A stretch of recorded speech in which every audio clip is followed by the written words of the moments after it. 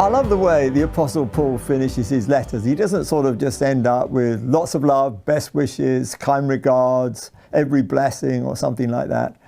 Very often you find in the last few verses of his letters some really pithy statements, some good takeaways, if you like, when having said so much and taught us so much, he brings it down to a few behavioural points that he can sum up in really gritty ways that can make a mark on our lives and we can hold on to.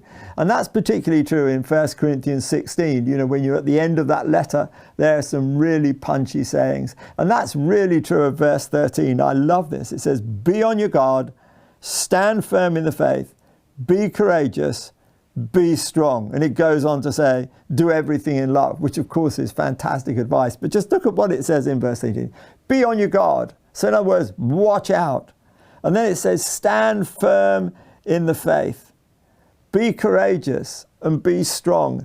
And I think if I was going to pick up those four statements, I'd pick them up around that central one where it says, stand firm in the faith.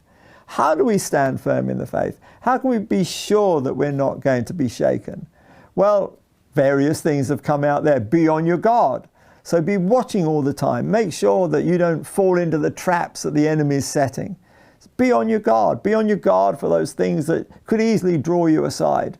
But then the verse ends with these words, be strong and be courageous. And that sense of being courageous is really important too, because, you know, there's a kind of reluctance and an apathy that can cause us to wobble in our Christian lives.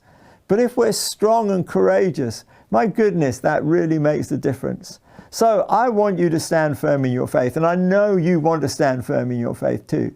But what you need to do is to be on your guard and to be strong and courageous.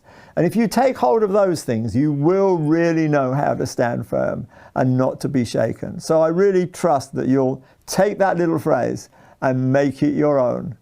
Be on your guard, be firm in your faith, be courageous, be strong, and do everything in love.